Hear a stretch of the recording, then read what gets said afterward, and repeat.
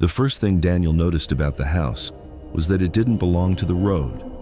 Everything else along Blackridge Lane leaned with age.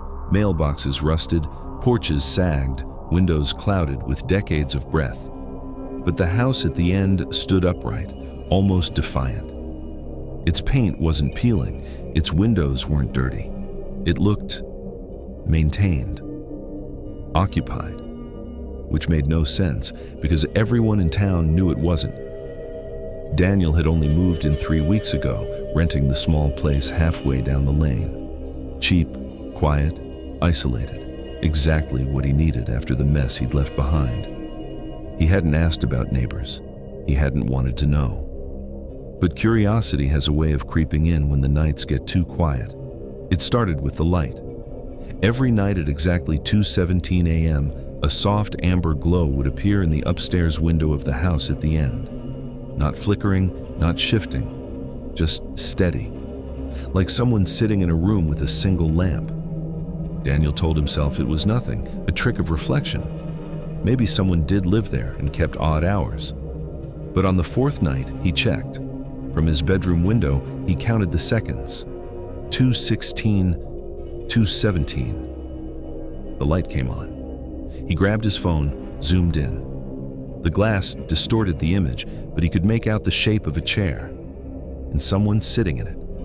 Still, facing the window, facing him. Daniel dropped the phone. When he looked again, the light was gone.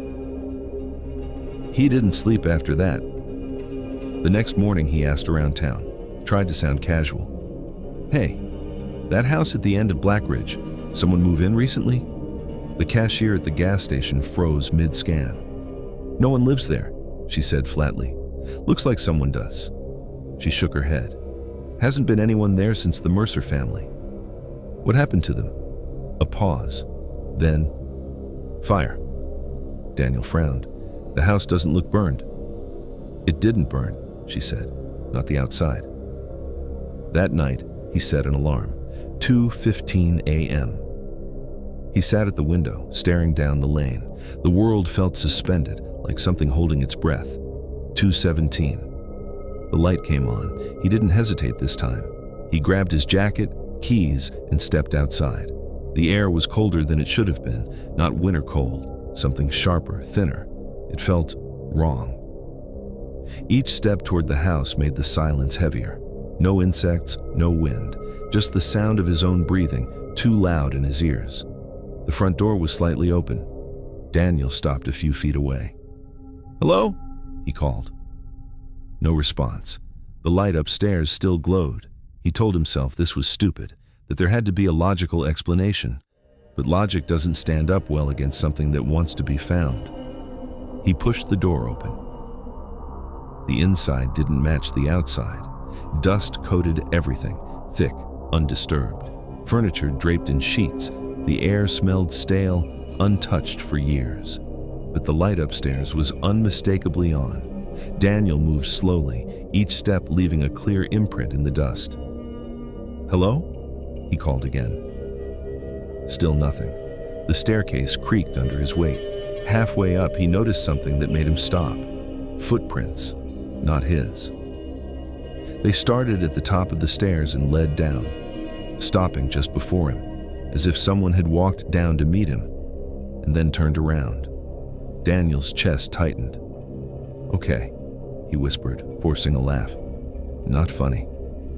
The light flickered above. He kept going. The door to the lit room was open. Inside there was no lamp, no chair, no person, just an empty room and a single window. Daniel stepped inside, heart pounding. "What the hell?" Behind him, the floor creaked. He turned. The hallway was empty, but the dust had changed. Fresh footprints now led into the room.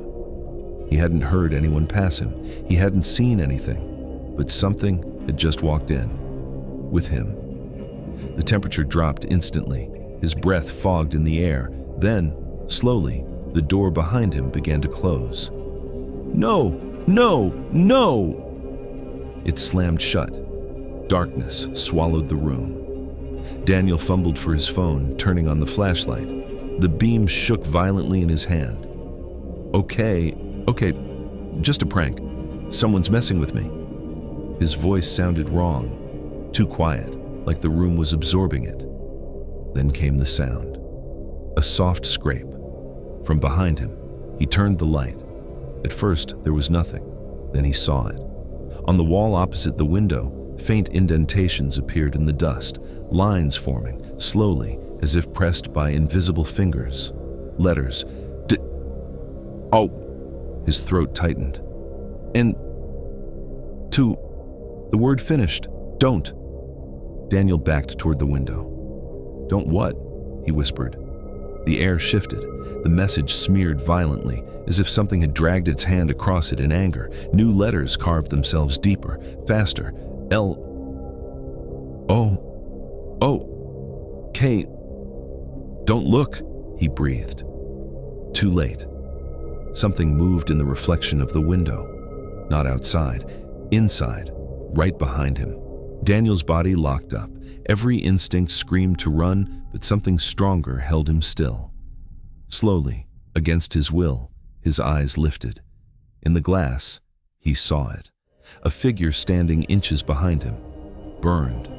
Not like charred wood, like flesh that had melted and reformed wrong. Its face twisted, features barely human, eyes wide and hollow. And it was smiling, waiting for him to turn around. The breath on the back of his neck was warm, wet. A voice, cracked and layered, whispered, "You looked." The light in the upstairs window still turns on every night at 2:17. The house still looks untouched from the outside.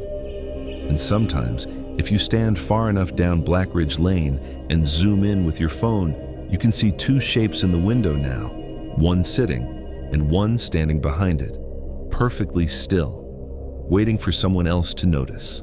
Thank you for watching. For more stories like this, like and subscribe.